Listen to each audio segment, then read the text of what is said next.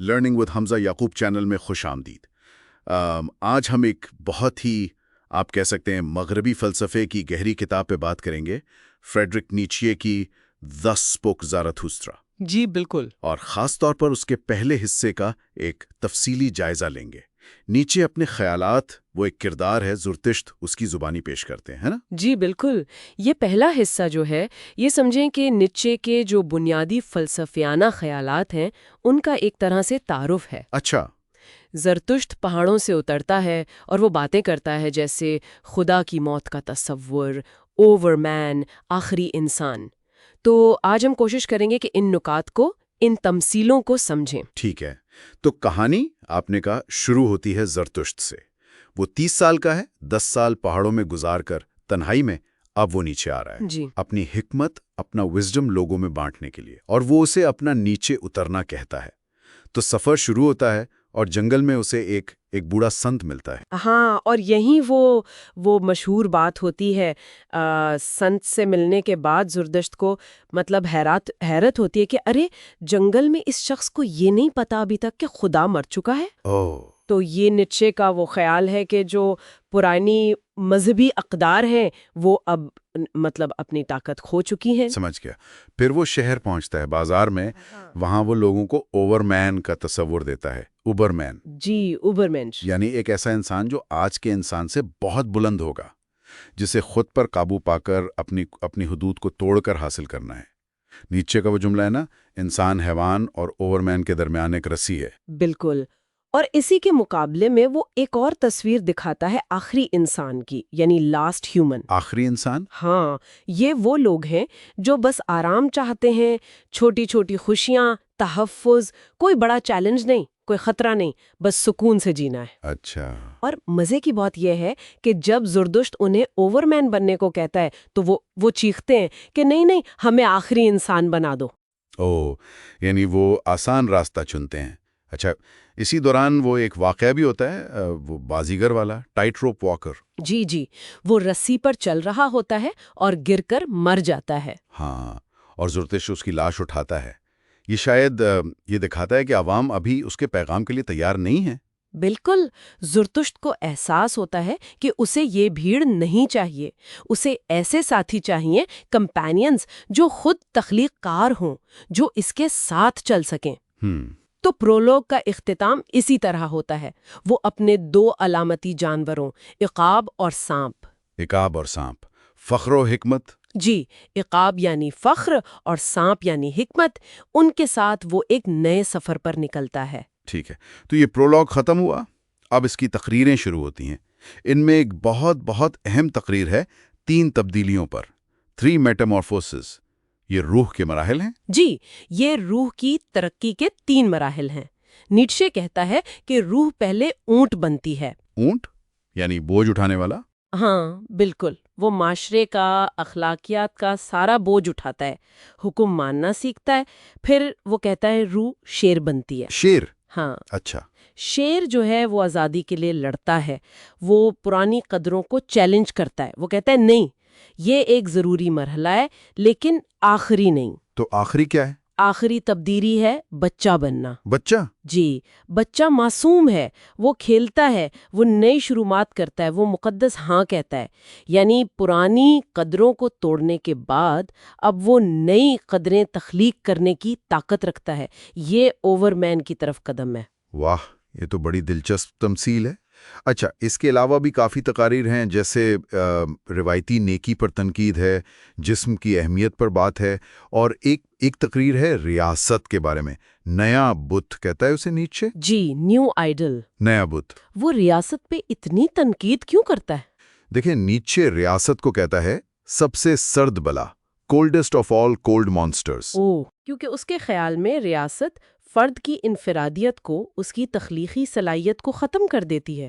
وہ عوام کے نام پر جھوٹ بولتی ہے، سب کو ایک جیسا بنانے کی کوشش کرتی ہے، اور فرد کی جو عظمت ہے وہ چھین لیتی ہے۔ جبکہ زرتشت کا پیغام تو فرد کی خود مختاری کا ہے، اپنی قدریں خود بنانے کا ہے۔ سمجھا۔ اور ایک اور تقریر ہے عطا کرنے والی نیکی، گفٹ گیونگ ورچو۔ اس کا کیا مطلب ہے؟ یہ زرتشت کی سب سے اونچی نیکی ہے۔ یہ وہ نیکی نہیں جو مطلب بدلے میں کچھ مانگتی ہے یا کسی کمی کی وجہ سے ہوتی ہے۔ اچھا، یہ سورج کی طرح ہے۔ سورج اپنی روشنی کیوں دیتا ہے؟ کیونکہ اس کے پاس بے پناہ ہے۔ تو یہ نیکی طاقت اور فراوانی سے نکلتی ہے۔ یہ اوور مین کی نشانی ہے، خود غرضی سے بہت اوپر۔ اچھا، اس حصے میں کچھ ایسے خیالات بھی ہیں جو آپ کہہ سکتی ہیں متنازع ہیں، کنٹروورشل، خاص طور پر عورتوں کے بارے میں۔ وہ ایک مشہور جملہ بھی ہے جو ایک بوڑھی عورت زرتشت سے کہتی ہے۔ جی ہاں، نیچے کے کچھ خیالات وہ یقیناً اشتعال انگیز ہیں اور ان پر بہت بحث بھی ہوئی ہے۔ اس کتاب میں یہ باتیں اس کے پورے فلسفے کے ساتھ دیکھنی پڑتی ہیں، جہاں وہ ہر روایتی چیز کو چیلنج کر رہا ہے۔ جی صحیح۔ تو خلاصہ یہ ہے کہ 10 اسپوک زرتشت کا یہ پہلا حصہ زرتشت کے مشن کا آغاز ہے۔ بالکل۔ پرانی قدروں کو توڑنا، زمینی زندگی کو اہمیت دینا اور انسان کو اوور مین بننے کا راستہ دکھانا۔ جی بالکل، یہ کتاب یہ حصہ ہمیں دعوت دیتا ہے کہ ہم اپنی زندگی، اپنی قدروں، اپنے انسان ہونے کے معنی پر گہرائی سے سوچیں، سوال اٹھائیں۔ یہ خود کو جاننے، خود پر قابو پانے اور اپنی تقدیر خود بنانے کا ایک بڑا چیلنج ہے۔ بالکل، اور جاتے جاتے ایک نقطہ سوچنے کے لیے چھوڑ جاتے ہیں۔ کیا آج کی دنیا میں جہاں اتنا زور ہے آرام پر، سہولت پر، فوری تسکین پر، کیا نیٹشے کے آخری انسان کا خطرہ زیادہ حقیقی نہیں ہو گیا؟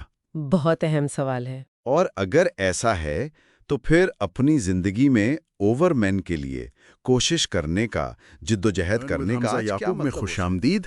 آج ہم فریڈرک نیٹشے کی مشہور زمانہ کتاب 10 اسپوک زرتشت اس کے دوسرے حصے کی گہرائی میں اتریں گے۔ جی، اور یہ حصہ کافی اہم ہے کیونکہ یہاں زرتشت اپنی آپ کہہ لیں تنہائی سے واپس آتا ہے۔ اچھا۔ اور اب وہ پہلے سے زیادہ پختہ ہے۔ اس کے نظریات، خاص طور پر محبت اور تخلیق کے بارے میں، وہ اب لوگوں تک پہنچانا چاہتا ہے۔ تو یہ واپسی کوئی آسان تو نہیں لگتی۔ کتاب کی شروع میں ہی وہ ایک باب ہے، آئینے والا بچہ۔ جی جی، اس میں ایک عجیب خواب ہے کہ آئینے میں اسے اپنی نہیں بلکہ ایک شیطانی مسکراہٹ نظر آتی ہے۔ کیا یہ اس کا ڈر ہے کہ لوگ اس کی بات غلط سمجھیں گے؟ بالکل، یہ اس کا بہت بڑا خوف ہے۔ وہ محسوس کرتا ہے کہ شاید اس کی تعلیمات کو توڑ مروڑ دیا جائے۔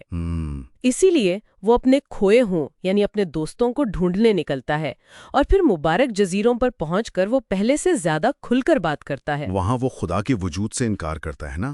ہاں، وہ کہتا ہے خدا محض ایک قیاس ہے، یعنی ایک گیس ہے۔ اصل کام وہ کہتا ہے فوق البشر یعنی اوور مین کو تخلیق کرنا ہے۔ تو یہ انکار جو ہے یہ اصل میں ایک نئی تخلیق کی جگہ بنا رہا ہے؟ بالکل، پرانے بت توڑ کر ایک طرح سے نئے انسان کی تعمیر۔ اور یہی سوچ شاید اس کی معاشرتی تنقید میں بھی نظر آتی ہے۔ جیسے وہ رحم دلوں پر بات کرتا ہے تو ہمدردی کو کمزوری کہتا ہے۔ یہ تو کافی سخت بات لگتی ہے۔ سخت تو ہے، لیکن نیٹشے کے نقطہ نظر سے یہ اہم ہے۔ وہ سمجھتا ہے کہ رحم اکثر رحم کرنے والے کی اپنی ضرورت پوری کرتا ہے۔ اچھا، مطلب جس پر رحم کیا جا رہا ہے اس کی نہیں؟ ہاں، اس کے نزدیک اصل محبت تو یہ ہے کہ آپ محبوب کو تخلیق کریں، اسے بہتر بنائیں، اسے کمزور نہ چھوڑیں۔ صحیح۔ اسی طرح وہ پادریوں پر جب بات کرتا ہے تو ان پر الزام لگاتا ہے کہ وہ لوگوں کو زندگی سے دور کرنے والے جھوٹے اقدار سکھاتے ہیں۔ اور وہ جو نام نہاد نیک لوگ ہیں ان پر بھی وہ تنقید کرتا ہے کہ وہ اپنی نیکی کا بدلہ چاہتے ہیں۔ جی، اور پھر عوام یا ریبل سے تو وہ بہت ہی زیادہ بیزار ہے۔ ہاں وہ تو ہے۔ مکڑیوں یعنی ٹرینٹلاس والے باب میں وہ مساوات کی بات کرنے والوں کو حسد اور کمزوری کا مارا ہوا کہتا ہے۔ کیا مطلب؟ کیا وہ عدم مساوات کا حامی تھا؟ دیکھیں، اس کی فکر تھوڑی پیچیدہ ہے۔ وہ یہ نہیں کہہ رہا کہ کچھ لوگ پیدائشی طور پر کمتر ہیں، بلکہ یہ کہ مساوات کا نعرہ اکثر وہ لوگ لگاتے ہیں جو خود اوپر نہیں اٹھ سکتے اور وہ چاہتے ہیں کہ طاقتور لوگ بھی نیچے آ جائیں۔ اچھا، یعنی یہ حسد کی بات ہے؟ جی، ایک طرح کا چھپا ہوا انتقام۔ وہ مشہور دانشوروں کو بھی کچھ خاص پسند نہیں کرتا، انہیں عوام کا غلام سمجھتا ہے، جو سچ کے بجائے مقبولیت کے پیچھے بھاگتے ہیں۔ بالکل۔ لیکن ان ساری تنقیدوں کے ساتھ ساتھ اس کی اپنی ذاتی کیفیت بھی سامنے آتی ہے۔ ہاں، جیسے رات کا نغمہ ہے، اس میں گہری تنہائی کا احساس ہے۔ جی، اور روشنی ہونے کی اذیت بھی۔ مطلب علم اور سچائی بھی کبھی کبھی بوجھل ہو جاتی ہے۔ اور رقص کا نغمہ وہ زندگی اور حکمت کے تعلق پر ہے۔ ہاں، ان کا پیچیدہ رشتہ۔ اور قبر کا نغمہ تو بہت ہی ذاتی لگتا ہے، اپنی جوانی کے زخم، دشمن، لیکن ساتھ ہی اپنا ارادہ، اپنی ول کی طاقت۔ تو یہ حصے دکھاتے ہیں کہ فوق البشر بننا صرف دوسروں پر تنقید کرنا نہیں، نہیں، بالکل نہیں، یہ اپنی اندرونی جنگ لڑنا بھی ہے، خود پر قابو پانا۔ یہ ارادہ یا ول کا تصور تو بہت مرکزی ہے نا اس حصے میں۔ خود پر فتحیابی یا سیلف اوور کمنگ، وہ اسے زندگی کا اصول کہتا ہے۔ جی، اور یہ ارادہ برائے طاقت یعنی ول ٹو پاور سے ہی جڑا ہے۔ نیچے کے نزدیک زندگی کا مطلب ہی ہے خود کو مسلسل بہتر بنانا، پھیلنا، تخلیق کرنا۔ یہ صرف طاقت کا حصول نہیں ہے۔ نہیں، یہ تخلیقی قوت ہے، اور یہیں پر وہ نجات یا ریڈیمشن کی بات کرتا ہے۔ ارادے کی سب سے بڑی تکلیف کیا ہے؟ کہ وہ ماضی کو بدل نہیں سکتا۔ اٹ واز، وہ ہو چکا۔ تو پھر نجات کیسے ہو؟ زرتشت کہتا ہے نجات اس میں ہے کہ ارادہ ماضی کو قبول کر لے اور کہے میں نے ایسا چاہا تھا، یعنی آئی willed it thus۔ واہ، یعنی ماضی کی حقیقت کو اپنی مرضی کا حصہ بنا لینا۔ جی، اسے ایک تخلیقی عمل کے ذریعے اپنا لینا، یہ مستقبل بنانے والے ارادے کا کام ہے۔ یہ تو بہت گہری بات ہے۔ اچھا، وہ علماء، شاعروں اور اپنے دور کی تعلیم کی سرزمین پر بھی تنقید کرتا ہے۔ ہاں، انہیں ستی سمجھتا ہے۔ اور پھر آخر میں آتا ہے وہ باب، خاموش ترین گھنٹہ۔ The stillest hour، اس میں کیا ہوتا ہے؟ یہ ایک بڑا پراسرار لمحہ ہے، ایک اندرونی آواز، شاید اس کی اپنی ہی گہری ذات کی آواز، اسے کہتی ہے کہ تم ابھی تیار نہیں ہو۔ اچھا، مطلب ابھی پیغام مکمل نہیں ہوا۔ ہاں، کہ تمہیں واپس تنہائی میں جانا ہوگا تاکہ تم مزید پک سکو۔ یہ اس کے سفر کا ایک نیا موڑ ہے، اسے اپنی نامکمل ہونے کا احساس دلایا جاتا ہے۔ تو خلاصہ یہ ہوا کہ The Spoke Zarathustra کا دوسرا حصہ زرتشت کے خیالات کو بہت گہرائی دیتا ہے۔ معاشرے پر تنقید، ارادے کی اہمیت، فوق بشر کا مشکل راستہ۔ جی، اور یہ صرف فلسفہ نہیں ہے، یہ ایک ذاتی جدوجہد کی کہانی بھی ہے۔ بالکل۔ اور جاتے جاتے ایک سوال شاید سامعین کے لیے چھوڑنا چاہیے، کیا واقعی ماضی کو یہ کہہ کر قبول کر لینا کہ میں نے ایسا چاہا تھا اس کی اذیت سے نجات دلا سکتا ہے؟ یا یہ زندگی کو آگے بڑھانے کے لیے ایک ضروری مگر شاید ایک خوبصورت خود فریبی ہے؟ اس پر یقیناً سوچنا چاہیے۔ نیچے کی فکر پر مزید ایسے ہی گفتگو کے لیے learn with Hamza Yaqoob YouTube channel میں خوش آمدید۔ آج ہم فریڈرک نیٹشے کی کتاب The Spoke Zarathustra کے تیسرے حصے پر بات کر رہے ہیں۔ جی بالکل، یہ حصہ کافی گہرا ہے۔ جی بالکل۔ جی، اس حصے میں زرتشت کا سفر آپ کہہ لیں ایک نئی سطح پر جاتا ہے۔ تنہائی ہے، گہرے فلسفیانہ سوالات ہیں، اور وہ جو سب سے وزنی خیال ہے ابدی تکرار کا، اس سے سامنا ہے۔ تو ترتیب سے دیکھتے ہیں۔ پہلا باب ہے The Wanderer، یعنی آوارہ گرد۔ زرتشت پہاڑوں میں اکیلا ہے، خود پر سختی کی بات کرتا ہے۔ ہاں، وہ کہتا ہے نا کہ جس نے ہمیشہ خود کو بہت بچایا وہ آخرکار بیمار ہو جاتا ہے۔ یہ صرف مطلب جسمانی مشقت نہیں ہے۔ نہیں، یہ نفسیاتی خود تربیتی ہے، اپنی کمزوریوں کا سامنا کرنا، آرام چھوڑنا۔ بالکل، یہ ایک طرح کی تیاری ہے آگے جو بڑا بوجھ آنے والا ہے اس کے لیے۔ اور تنہائیاں ایک چناؤ ہے، خود کو جاننے کا ذریعہ۔ آپ دیکھیں گے بعد میں The Homecoming میں وہ اسی تنہائی کو اپنا گھر کہے گا۔ اچھا، پھر آتا ہے On the Vision and the Riddle، رویا اور معمہ۔ یہ تو بہت اہم لگتا ہے۔ روح ثقل یعنی اسپرٹ آف گریوٹی، وہ بونا جو زرتشت پر سوار ہے، یہ کیا ہے؟ دیکھیں، روح ثقل وہ ہر چیز ہے جو انسان کو نیچے کھینچتی ہے۔ ماضی کا بوجھ، جو رسمیں ہیں، جو اخلاقیات چلی آ رہی ہیں، مایوسی، یہ سوچ کے بھئی کچھ نیا تو ہو ہی نہیں سکتا۔ تو زرتشت کا اس بونے کو کندھے سے اتارنا یہ خود پر قابو پانے کی علامت ہے۔ پھر وہ ایک دروازہ دیکھتے ہیں، لمحہ نامی، جہاں ماضی اور مستقبل کی ابدیتیں ملتی ہیں۔ اور یہیں پر وہ ابدی تکرار، ایٹرنل ریکرنس کا خیال آتا ہے۔ تمام سچائی ٹیڑھی ہے، وقت خود ایک دائرہ ہے۔ یہ سمجھنا آسان نہیں۔ کیا مطلب ہے اس کا؟ کیا سچ میں سب کچھ دہرایا جائے گا؟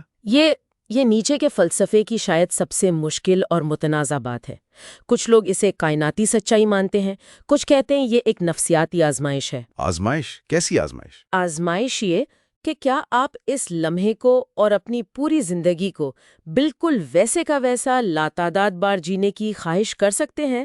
یہ زندگی کو مکمل طور پر ہاں کہنے کا، قبول کرنے کا سب سے بڑا امتحان ہے۔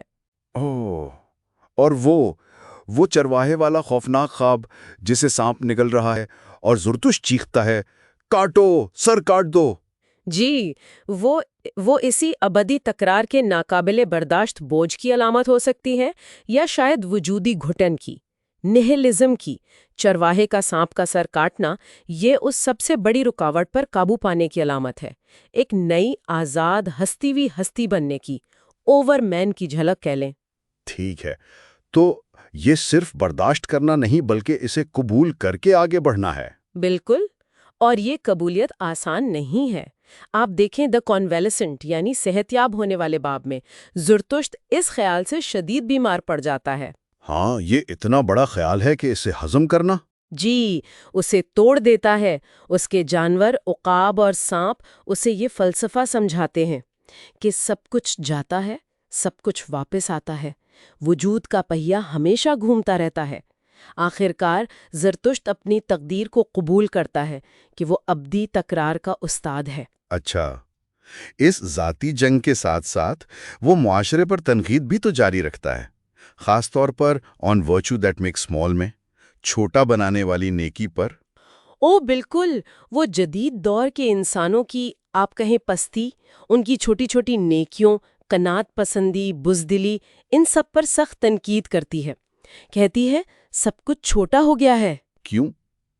مطلب نیکی تو اچھی چیز ہے۔ وہ کہتی ہے کہ لوگ بڑے مقصد، بڑے خطرے سے ڈرتے ہیں، بس اچھے کہلانا چاہتے ہیں، چاہے اس کی قیمت کمتری ہو۔ آن پاسنگ بائی میں بھی وہ شہر کی بھیڑ اور زرتشت کے بندر، یعنی جو صرف نقل کرتے ہیں سمجھتے نہیں، ان سے بیزاری ظاہر کرتا ہے۔ تو اس پستی کا علاج کیا ہے؟ یہ ہمیں آن اولڈ اینڈ نیو ٹیبلٹس کی طرف لاتا ہے نا، پرانی اور نئی تختیاں۔ جی ہاں، یہ باب نیچے کے اقدار کی تبدیلی، ری ویلیویشن آف ویلیوز کے منصوبے کا مرکز ہے۔ زرتشت کہتا ہے کہ پرانی اخلاقی تھپٹیوں کو، خاص طور پر روایتی خیر و شر کو توڑنا ہوگا۔ صرف تخلیق کار، کریٹر یعنی اوور مین ہی نئی اقدار بنا سکتا ہے۔ تو ماضی کو بالکل رد کر دینا ہے؟ نہیں، رد نہیں کرنا، بلکہ اسے ایک نئی بنیاد کے طور پر استعمال کرنا ہے۔ نعرہ ہے سخت بنو، یعنی اپنی اقدار خود بنانے کے لیے مضبوط بنو، کمزور مت رہو۔ اسی میں وہ 3 برائیوں، جنس، حکمرانی کی ہوس، خود غرضی کا ذکر بھی کرتا ہے۔ کیا وہ انہیں برا نہیں مانتا؟ نہیں، وہ ان کی قدر بدلتا ہے۔ مطلب وہ کہتا ہے جنس تو زندگی اور تخلیق کی قوت ہے، حکمرانی کی ہوس اگر قابو میں ہو تو عظیم مقاصد کی طرف لے جا سکتی ہے، اور خود غرضی ایک صحت مند، طاقتور روح کی نشانی ہو سکتی ہے، نہ کہ کمزور کی چھوٹی خود غرضی۔ یہ سب پرانی اقدار کو الٹنے کا حصہ ہے۔ ٹھیک، اور آخر میں دا 7 سیلز، 7 مہریں، یا ہاں اور آمین گیت، یہ کیا ہے؟ یہ سمجھیں پورے فلسفے کا نچوڑ ہے، اس کا جشن ہے۔ یہ ابدیت سے اور خاص طور پر ابدی تکرار کے خیال سے محبت کا حتمی اقرار ہے۔ زرتشت 7 بار ہاں کہتا ہے۔ 7 بار؟ جی، ہر بار اپنے فلسفے کے ایک پہلو کو قبول کرتا ہے: تخلیق، تباہی، تبدیر، محبت، آزادی، رقص اور آخر میں ابدیت کی تصدیق۔ یہ زندگی کو اس کی تمام مشکلات اور خوشیوں سمیت بار بار جینے کی خواہش کا گیت ہے۔ وہ کہتا ہے کیونکہ میں تم سے محبت کرتا ہوں اے ابدیت۔ واہ! تو یہ پورا سفر خود شناسی سے شروع ہو کر معاشرے پر تنقید سے گزر کر آخر میں زندگی اور تقدیر کی مکمل قبولیت تک پہنچتا ہے۔ ہاں، یہ ایک بہت ہی ذاتی اور چیلنجنگ سفر ہے۔ نیچے ہمیں دعوت دیتا ہے کہ ہم اپنی روح ثقل کا سامنا کریں، اپنی اقدار خود بنائیں اور زندگی سے اتنی محبت کریں کہ اسے ہمیشہ کے لیے دہرانے پر آمین کہہ سکیں۔ یہ واقعی سوچنے پر مجبور کرتا ہے۔ ایک سوال ذہن میں آتا ہے، اگر نیچے کا اوورمین ماضی کی تمام اقدار کو چیلنج کرتا ہے تو کیا اس کا مطلب یہ ہے کہ کیا ترقی کے لیے ہر نسل کو پچھلی نسل کے نظریات کو مکمل طور پر مسترد کر دینا چاہیے، یا اس تخلیق نو کی کوئی حد بھی ہے؟ یہ بہت اچھا سوال ہے، شاید یہی غور طلب نقطہ ہے۔ چلیں، اس گہری گفتگو میں شامل ہونے کا بہت شکریہ۔ لرن ود حمزہ یعقوب پر مزید ایسے مواد یوٹیوب چینل میں آپ سب کو خوش آمدید۔ خوش آمدید۔ آج ہم بات کر رہے ہیں فریڈرک نیچے کی مشہور و زمانہ کتاب دی اسپوک زراتھسٹرا کے چوتھے اور آخری حصے کی۔ جی ہاں، یہ آخری حصہ ہے اور کافی دلچسپ بھی۔ اس حصے میں ہم دیکھتے ہیں کہ زرتشت پہاڑوں پر واپس آ جاتا ہے اپنی تنہائی میں، لیکن پھر اس کی ملاقات کچھ بہت ہی عجیب کرداروں سے ہوتی ہے۔ بالکل، وہ لوگ اس کے پاس آتے ہیں شاید رہنمائی کے لیے، یا کچھ لوگ تو بس نجات کی تلاش میں لگتے ہیں۔ اور ان ساری ملاقاتوں کا یوں سمجھیں مرکز وہ بلند تر انسان یا ہائر مین کی تلاش ہے۔ تو آئیے دیکھتے ہیں کہ زرتشت ان لوگوں سے کیسے ملتا ہے، ان کی کہانیاں کیا ہیں۔ ٹھیک ہے، تو شروع کریں۔ ہاں، سب سے پہلے ہے دہانی سیکریفائس، یعنی شہد کی قربانی۔ زرتشت پہاڑوں پر ہے اپنے جانوروں کے ساتھ، اور وہ خوش تو ہے، لیکن وہ خوشی اسے ایک بوجھ جیسی لگتی ہے۔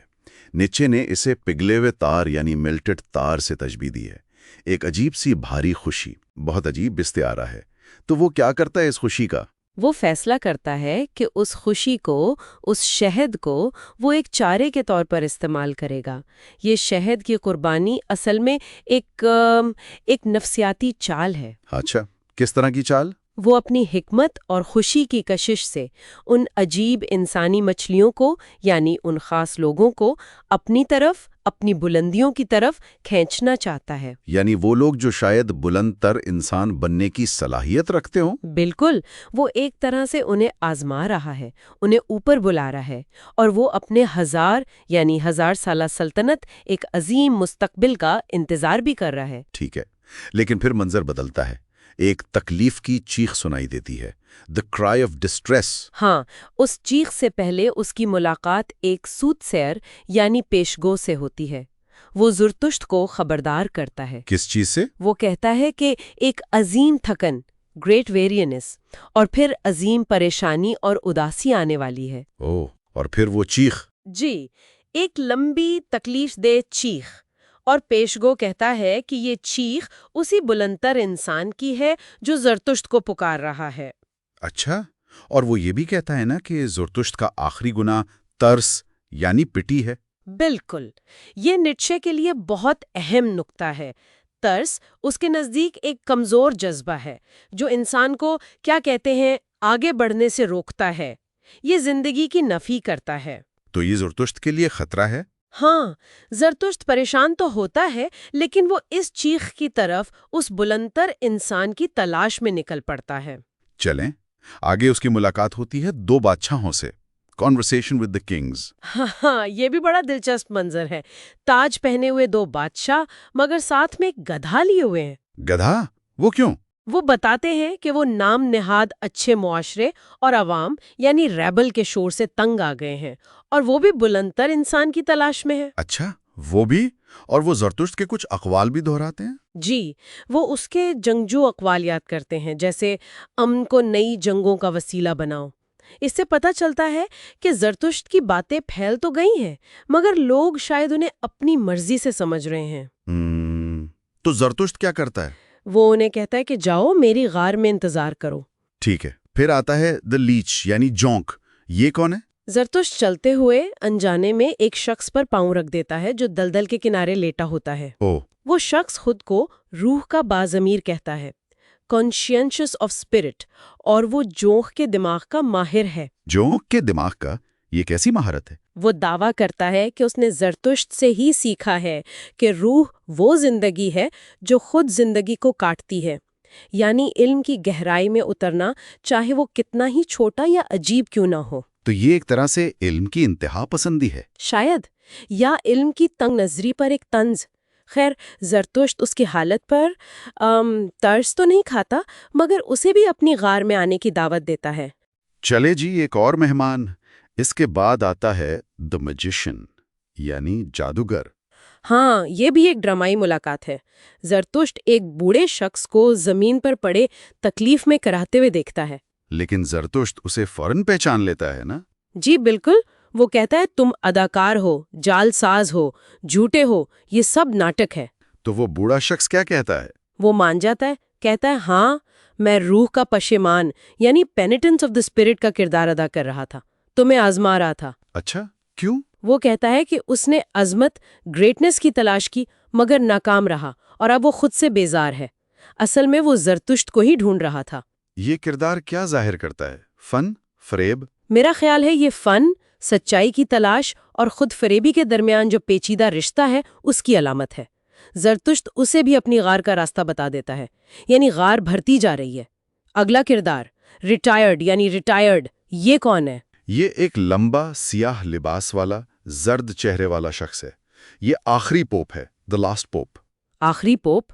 ہاں، وہ کہتا ہے میں خدا کی خدمت کرتا رہا یہاں تک کہ وہ مر گیا، اب میں ریٹائرڈ ہوں۔ خدا مر گیا؟ جی، نیچے کا مشہور جملہ، اور پوپ اس کی وجہ بتاتا ہے کہ خدا غالباً بنی نو انسان پر ترس کھا کر مر گیا۔ پیٹی فار مین کائنڈ؟ بالکل، پوپ کے مطابق خدا خود اپنی تخلیق یعنی انسان پر ترس کھا کھا کر ختم ہو گیا، اور وہ کہتا ہے کہ وہ خدا بڑا خفیہ اور عجیب طریقوں والا بھی تھا۔ تو اب یہ پوپ کیا کر رہا ہے؟ اب وہ سب سے زیادہ بے خدا گاڈلیس شخص کو یعنی زرتشت کو تلاش کر رہے ہیں۔ عجیب بات ہے، زرتشت کیا کہتا ہے؟ زرتشت کہتا ہے ہاں وہ خدا چلا گیا، اور ایسے کمزور خدا سے تو بہتر ہے کہ کوئی خدا نہ ہو۔ وہ پوپ کو بھی اپنی غار میں مہمان بننے کی دعوت دیتا ہے۔ کمال ہے۔ اچھا، اب جو کردار آ رہا ہے وہ مجھے سب سے زیادہ کیا کہتے ہیں پریشان کن لگا۔ دی اگلیسٹ ہیومن بینگ، بدصورت ترین انسان۔ ہاں، یہ واقعی ایک شدید کردار ہے۔ زرتشت اس سے سنیک ڈیتھ نامی وادی میں ملتا ہے۔ وہ ناقابل بیان حد تک بدصورت ہے۔ اور وہ خود کیا کہتا ہے؟ وہ کہتا ہے میں خدا کا قاتل ہوں، مرڈرر آف گاڈ۔ خدا کا قاتل؟ کیوں؟ اس کی وجہ وہ یہ بتاتا ہے کہ وہ اس گواہ یعنی خدا کو برداشت نہیں کر سکا جو اسے ہمیشہ ہر زاویے سے دیکھتا تھا، اس کی بدصورتی کو بھی۔ یہ نفسیاتی بوجھ اس کے لیے ناقابل برداشت تھا۔ یعنی خدا کا ہر وقت دیکھتے رہنا ہی اس کے لیے عذاب بن گیا؟ بالکل، اور اب وہ لوگوں کے طرز سے بھاگ رہا ہے، کیونکہ زرتشت نے ہی سکھایا تھا کہ طرز کرنا دوسروں کے معاملات میں دخل اندازی ہے، ایک قسم کی توہین ہے۔ تو وہ پناہ لینے آیا ہے؟ جی، زرتشت کے پاس، اور زرتشت اسے بھی اپنی غار میں پناہ دیتا ہے۔ یہ سب کردار بہت گہرے ہیں۔ اگلا ہے دا والنٹری بیگر، یعنی رضاکار بھکاری۔ یہ ایک پرامن سا شخص ہے جو گایوں کے درمیان بیٹھا ہے۔ وہ کہتا ہے میں ان سے جگالی یعنی کڈ چوئنگ سیکھنا چاہتا ہوں۔ جگالی؟ وہ کیوں؟ وہ پہلے امیر تھا، لیکن امیروں اور عوام دونوں سے اسے نفرت، نوزیا ہونے لگی، تو اس نے سب کچھ چھوڑ دیا۔ پہلے غریبوں کے پاس گیا، پھر ان سے بھی دل بھر گیا، تو گائیوں کے پاس آ گیا۔ یعنی دنیا سے مکمل لا تعلقی؟ ہاں، ایک طرح کی سادہ غیر فکری زندگی کی تلاش۔ زرتشت اسے پہاڑی مبلغ یا ماؤنٹین پریچر کہتا ہے، اور اسے بھی غار میں بلا لیتا ہے۔ اور آخر میں زرتشت کا سامنا ہوتا ہے اپنے ہی سائے سے، دا شیڈو۔ جی، یہ بھی بہت اہم ہے۔